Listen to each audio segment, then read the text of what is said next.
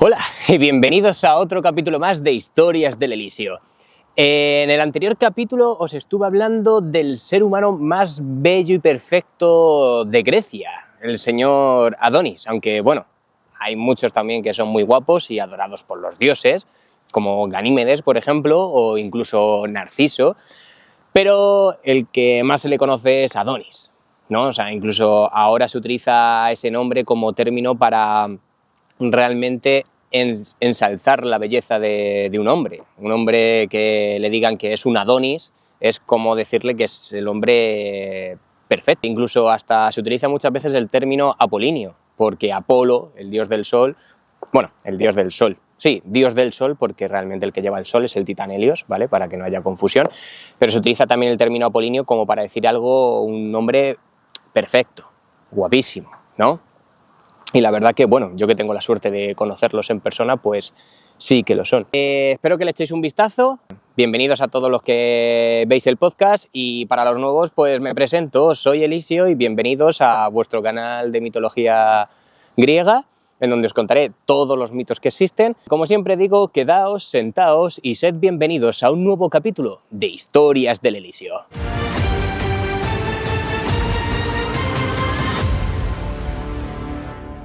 Bueno, pues en este capítulo os voy a hablar de crimen y castigo. Algunos castigos ejemplares que se hicieron en la antigua Grecia. Va a ser un poquito más corto porque, bueno, en otros capítulos pues me extenderé más porque serán personajes que conocéis más, como Odiseo, o Ulises, Sísifo, Hércules, Perseo.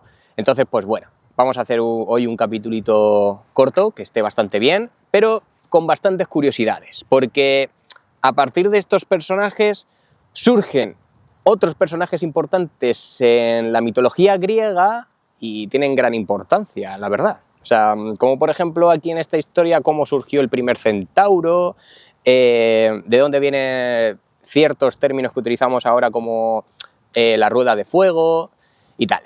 Pero bueno, empecemos.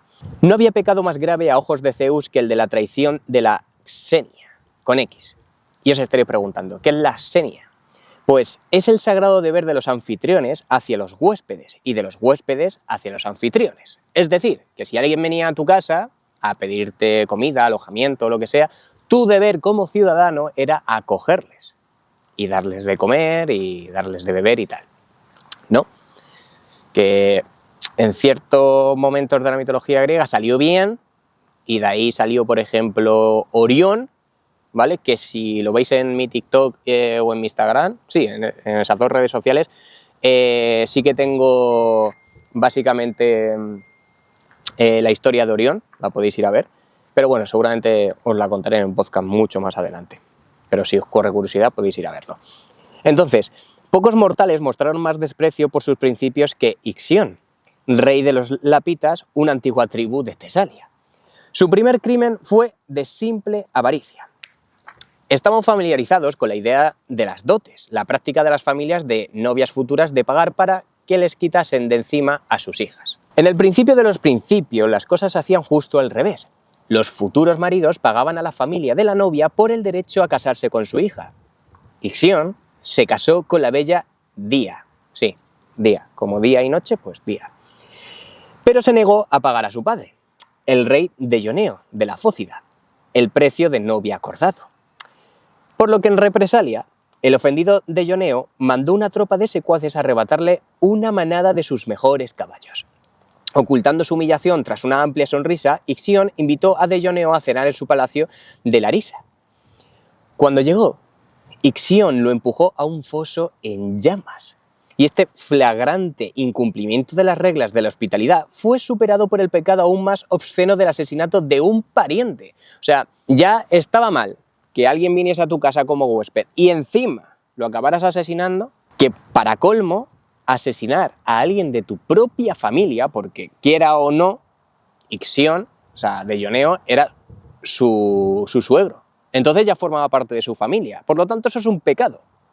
Y eso es un crimen de sangre, como ya os he hablado. Pero bueno, voy a contar para algunos que acabáis de llegar lo que significa un crimen de sangre. El asesinato de un miembro de la familia se consideraba un tabú de los más atroces. Con este acto, Ixión había cometido uno de los primeros crímenes de sangre, o consanguinidad, a menos que fuese purgado de su transgresión.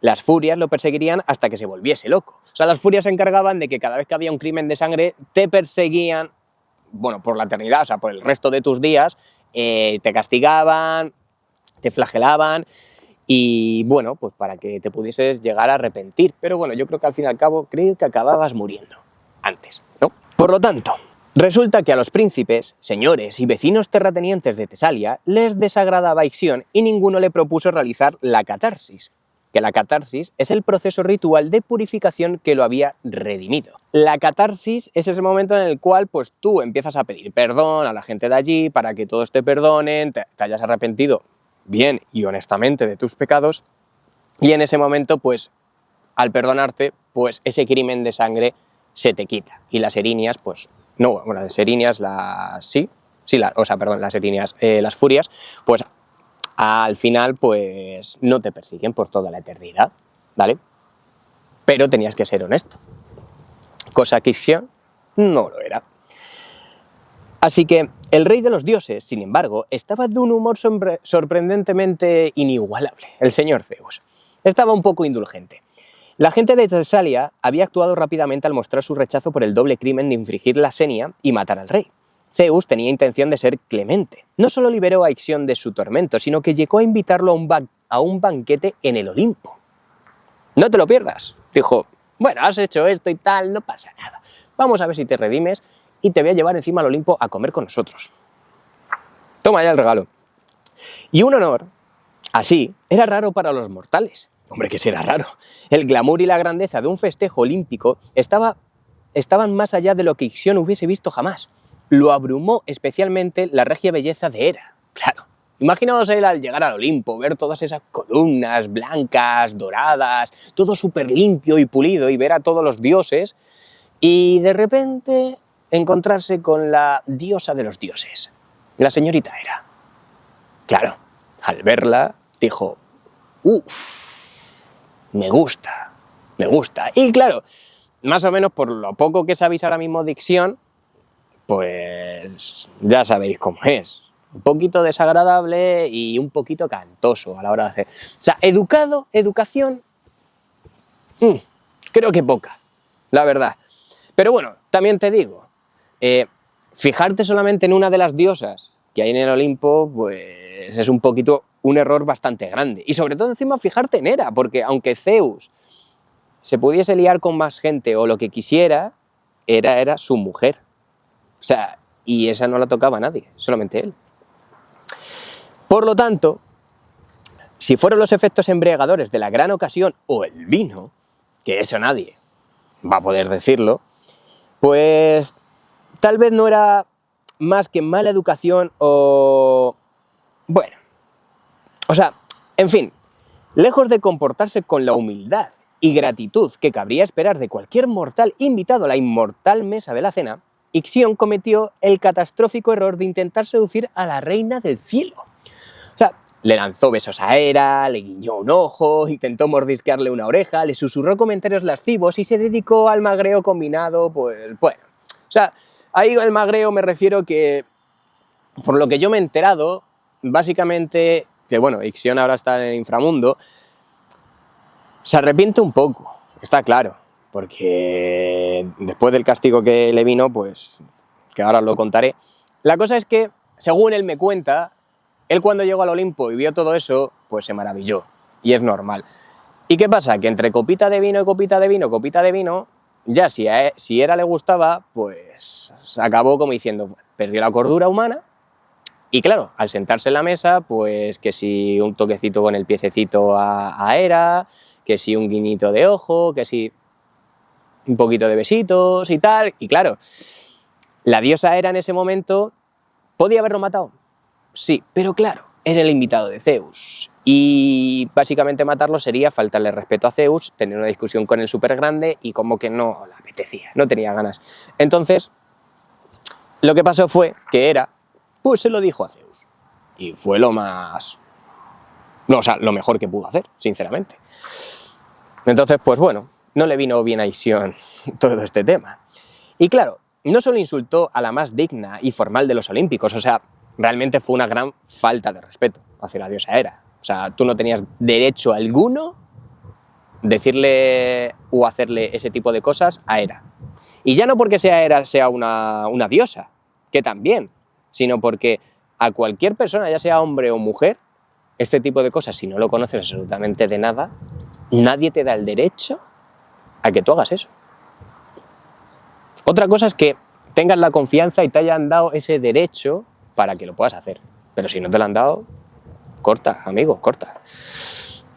Así que, sino que encima, insultó a la más digna y formal de los olímpicos, sino que una vez más transgredió las reglas de la senia.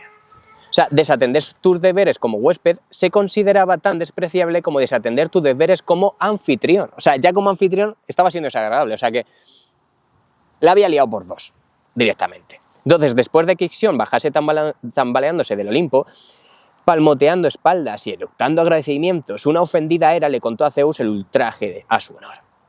Y claro, fue, Zeus, tengo que contarte una cosa, tu invitado me está tirando besos, guiñando un ojo, tal, y claro, Zeus decía, eso es imposible, o sea, no puede ser. Delante de mí, delante de todos mis invitados, de los demás, de mis hijos y de tus hermanos, dice, sí, me ha estado tirando besos y ha estado intentando ligar conmigo. Y la verdad que me ha parecido una falta de respeto. Claro, Zeus no se lo creía. Y no se lo creía porque también todas las rencillas que tenía con Hera, pues claro, decía, esto es otra mentira, seguramente quiere que mate a este tío porque ya tiene celos, porque tal, y hombre, por una parte entiendo a Zeus, porque siempre habían pasado cosas así, y Hera pues había matado a gente por menos, pero esta vez era verdad.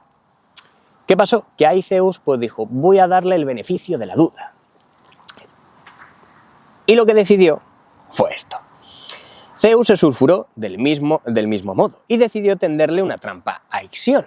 Ahora tú imaginaos a Zeus en plan con un cabreo de la leche como diciendo a mi Hera no la toques, pero no la toca nadie. El recolector de nubes recolectó una nube y esculpió con ella una figura anatómicamente idéntica y con una apariencia totalmente clavada a Hera. O sea, Zeus cogió una nubecita, un cúmulo limbo, y dijo, voy a hacer a Hera. Y con su magia de Dios y tal, pues esculpió a Hera tal cual. Y vosotros pensáis, ya, pero era una nube, se podía tocar, o sea, no se podía tocar, ¿no? Pero bueno, ya sabemos cómo es la mitología griega. Entonces sopló sobre ella para darle vida y la envió a un prado fuera de Larisa, donde había visto a Ixión durmiendo en la hierba, despatarrado, roncando los efectos del banquete. O sea, Ixión cuando llegó dijo, yo me tumbo aquí, como en un prado como esto, y dijo, aquí me quedo a dormir y listo. Y así se me pasa la borrachera. Por lo tanto, cuando Ixión se despertó y se encontró a Hera a su lado, se giró y, bueno, acabó acostándose con ella, ¿vale? Dijo, está aquí.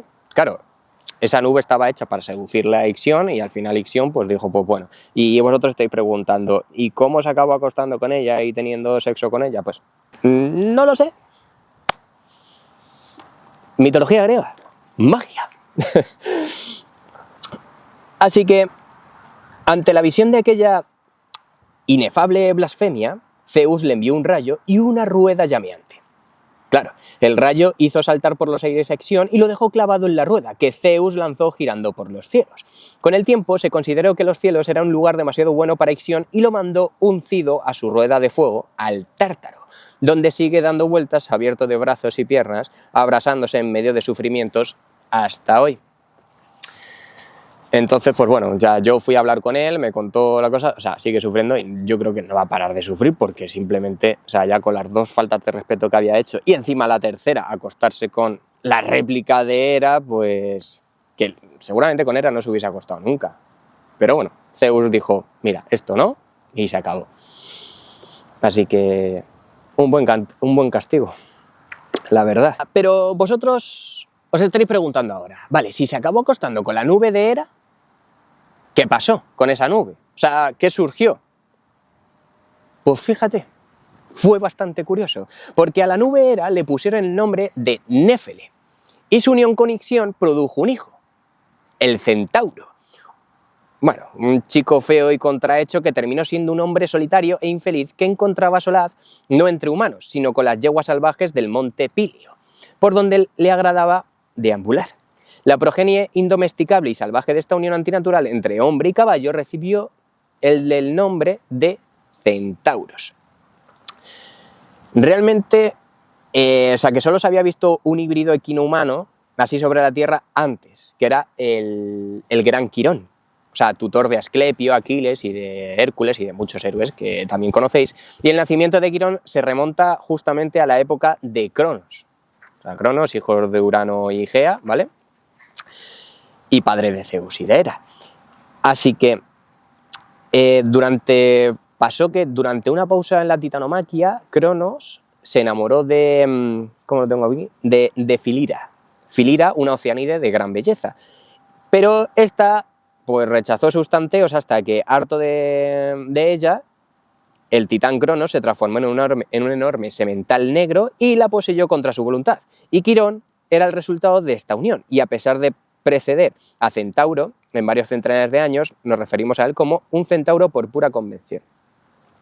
Así que el titán se transformó en un enorme semental negro y la poseyó contra su voluntad. Como la gran mayoría de historias aquí, de verdad. Pero bueno, aquí surgió Quirón. Entonces Quirón es hermanastro de Zeus, Hera y tal. Y es el que enseñó a la gran mayoría de héroes griegos. Así que ese fue el primer centauro. Pero de la unión de Ixión y Néfele, pues surgió un nuevo centauro. ¿Por qué? Os estáis preguntando. Pues no lo sé, sinceramente, porque ninguno tenía forma equina ni nada. Entonces dices tú, si hubiese sido entre un humano y un caballo, o una yegua o un centauro, o sea, no sé. Pero bueno, surgió y ya está. Por lo que muchos de los mitos griegos condujeron a un torrente de consecuencias. Como ya hemos visto, las figuras principales de una historia acaban casándose y fundando dinastías de las que nacen héroes aún más legendarios, si cabe. Y existen infinidad de mitos secundarios que surgen de la rueda de Ixión, como ya os he comentado al principio del capítulo. En lo que se refiere al tema del monte Pilio, por ejemplo, vale la pena hacer alusión a la historia de Ifemedea, que estaba tan enamorada de Poseidón que acostumbraba a sentarse en la orilla y cogía agua de mar entre las palmas de las manos y se la derramaba sobre los pechos y el regazo. Vosotros preguntaréis, ¿por qué? Yo tampoco lo sé. La cosa es que Poseidón se sintió conmovido por esta demostración de idolatría y emergió del océano bajo la forma de una ola abarcadora para ahuyentarse con ella. Para ayuntarse con ella. Nacieron un par de gemelos, Oto y Efialtes. Eran auténticos gigantes en el sentido moderno. De niños crecían a un ritmo de un palmo de mano humana por mes.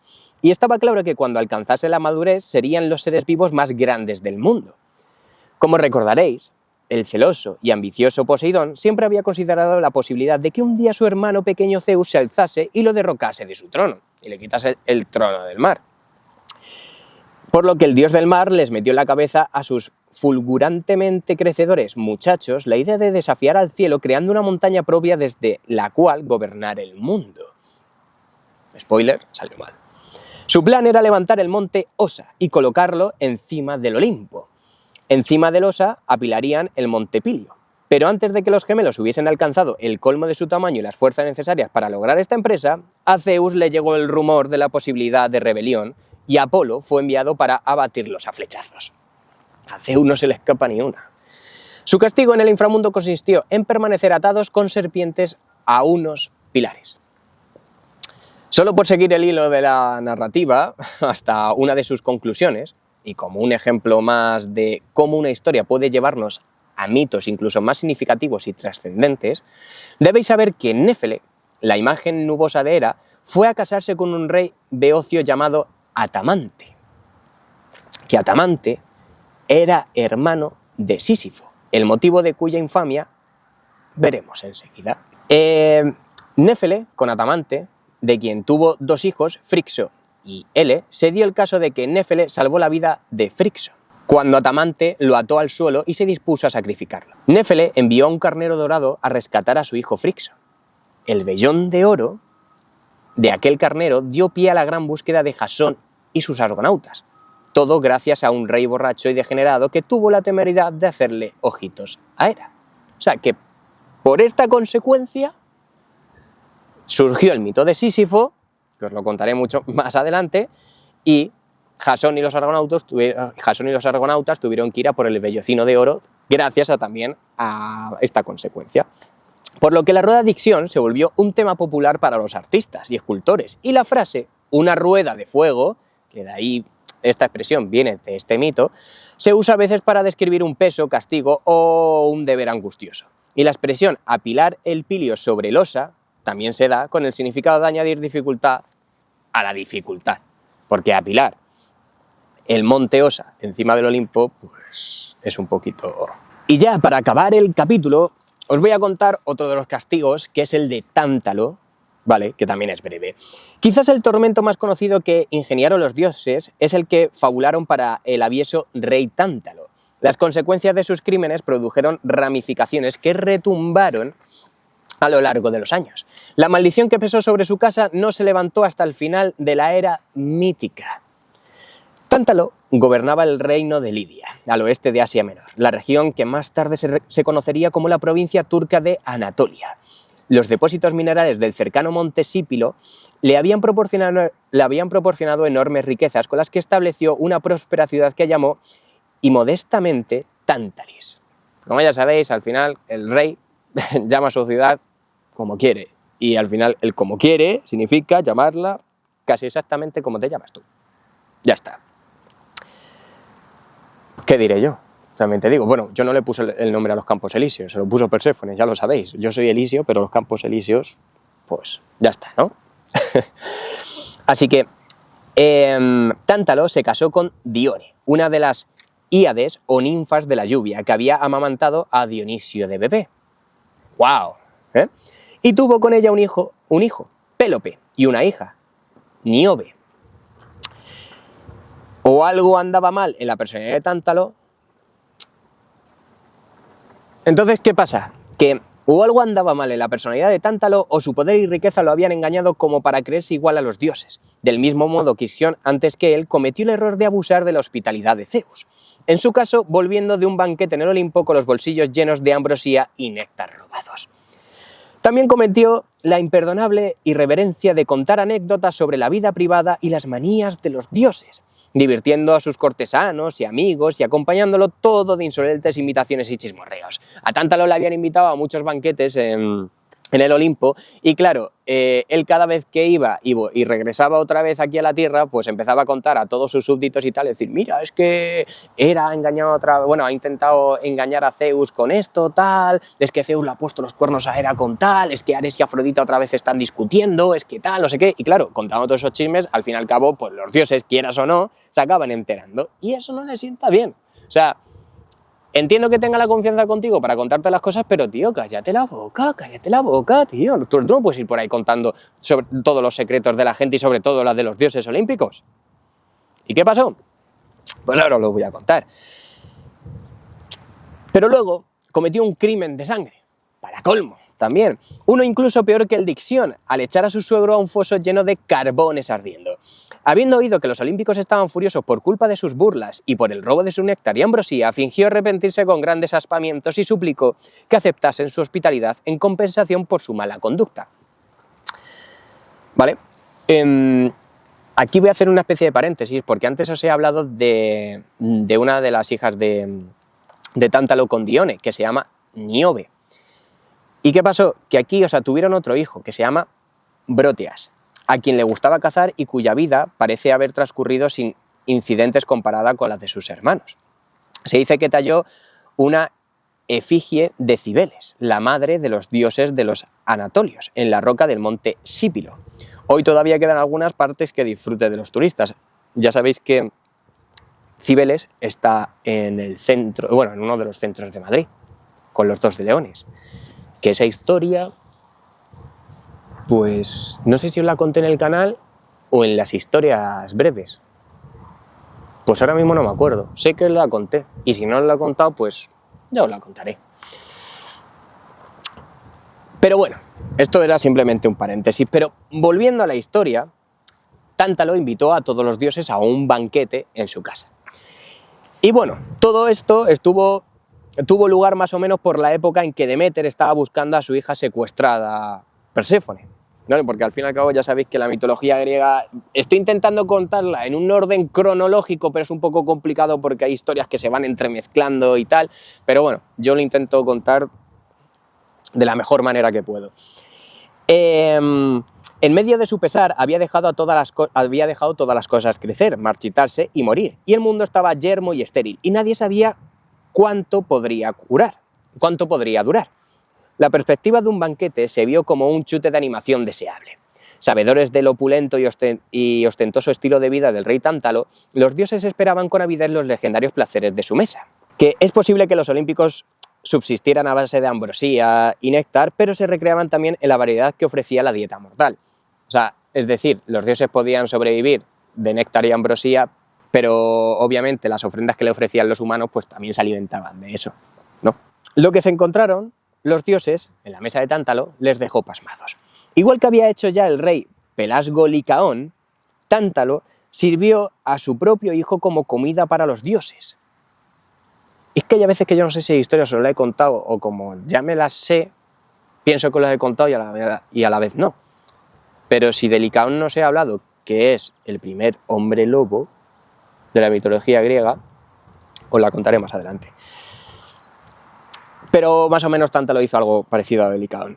Así que, por lo tanto, Tántalo sirvió a su propio hijo como comida para los dioses. El joven Pélope fue asesinado, desmembrado, asado, untado en una suculenta salsa y colocado ante ellos. Y claro, notaron al instante que algo andaba mal y declinaron la comida.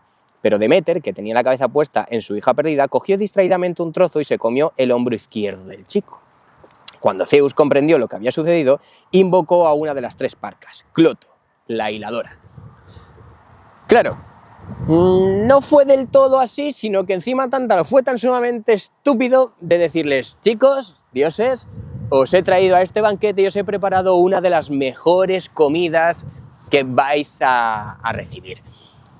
Os he preparado un gran banquete, y en este banquete el plato principal es, ¡sorpresa!, mi hijo, porque pensaba que os iba a gustar que sacrificase a mi hijo para que lo comierais. A los dioses no les gusta eso.